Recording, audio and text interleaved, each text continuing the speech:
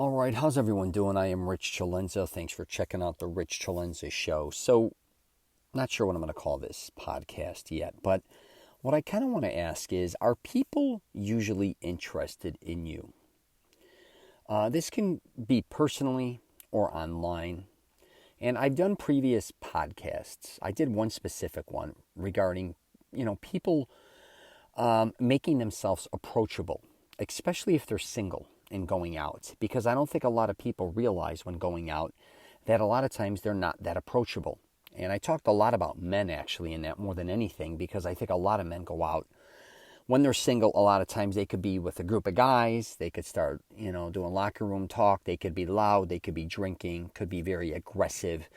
And, regardless how good looking they are or not, they're not ever getting approached. They always have to be the one to approach the woman. I also think too, because I've been helping a lot of women when it comes to people kind of wanting to approach you and being approachable with women, that sometimes they're coming off, and I don't even think a lot of times they mean it, like they don't want to be bothered, which sometimes I'm sure they don't, of course. But a lot of times they may want to be approached, but it could be their face, the look, the way they sit, the way they stand, the way they roll their eyes, the way they kind of have a certain way about them. And a lot of times, and I get this, they're just not that approachable. So, and I don't mean to blend them exactly that way. We all have strengths and weaknesses, I think, when we're amongst groups, where sometimes, we are approachable and sometimes we're not. But what I want to get into with this podcast really is not just when it comes to relationships and not just when it comes to marketing or online or all that, but are you really approachable?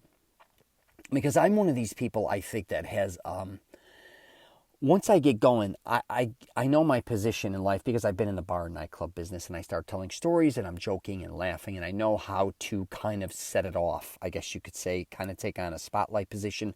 My mother and father were very strong at that, where they come into a room, they're very dynamic, they're funny, everyone's laughing, they're telling stories. And even to this day, I was just at a wedding and people were talking about my mother that met her, that didn't even know her. And my father was actually at this party and he had a bunch of people around him telling stories. And then I had people constantly coming up to me wanting to tell stories and talk about what I do and things in that nature. And, that was family. But I'm going to tell you, a lot of times I think one of my weaknesses is just the way I look when I'm out. I look very arrogant. And my face, I call it a pug dog. It's like a resting bitch face for men. And a lot of times I think one of the things that held me back in my past, and that could be even for business, it could be going to seminars, even parties, or going out in bars and nightclubs or restaurants or whatever, is that I'm not that approachable a lot of times. I do not send off a signal that I'm, very approachable. It's kind of more of an arrogance. I know even by the way I walk, and really I don't feel that way. I think, again, being, maybe in the bar nightclub business with my father for so many years and then collecting money throughout my entire life, I had to have a disposition of fear, I think, to make sure people understood that if they're going to make a move on me, there's going to be a problem. That doesn't mean 2 or 3 guys couldn't jump me. But I think people also, if you're out there right now, regardless if you're single, men and women, or in business, or in whatever, kind of become self-aware and see how approachable you really are. And when going out, maybe going out by yourself, right? A lot of times, and just see who's talking to you and who's not. See how people are responding to you. Even if you start the conversation, right? A lot of times you may say something, and then after the conversation starts, you become more unapproachable because of the things you say and do. I think this is one of the things I think that hold a lot of people back. And again, it doesn't mean, I'm not even talking about finding a loved one or trying to find a husband, wife, boyfriend, girlfriend, or any of these things. Again, it could be business or just wanting to make new friendships.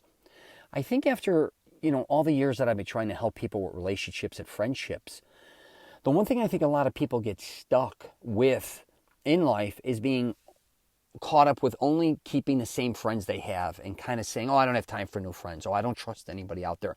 I don't know who these people are. I don't want to be bothered, right? Even in business, I only want people that are going to help me succeed in business. Or who the hell knows who these people are? It's kind of that attitude. If you have that attitude, right, but you're still wondering why you don't get enough business, you wonder why you're single, you wonder why you don't really have a lot of friends, or maybe a lot of your friends aren't taking time out to be with you, again, it's because you're maybe not that approachable. And this, I also think, can happen throughout your life, depending on what situation you are.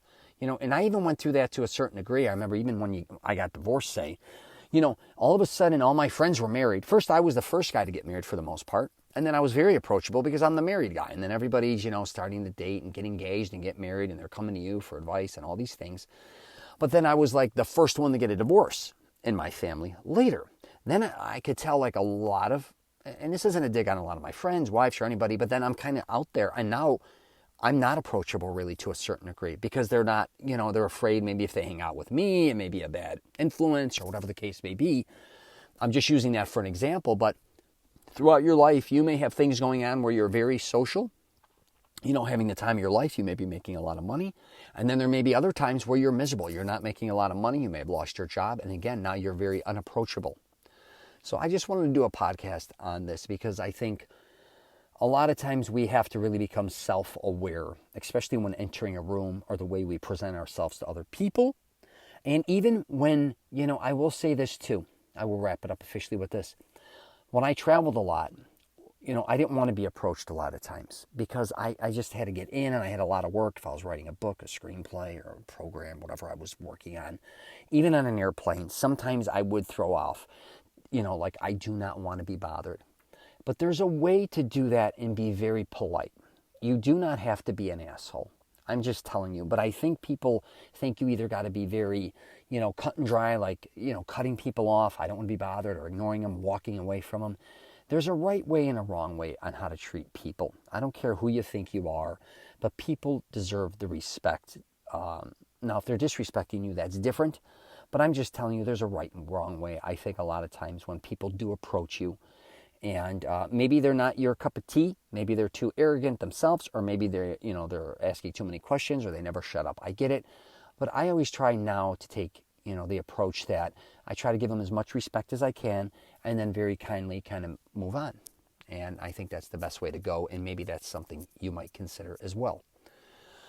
I'm going to wrap it up there. You got any questions or comments, please feel free to hit me up. I'm at rich@richchalenza.com, and my website's richchalenza.com as well. Take care.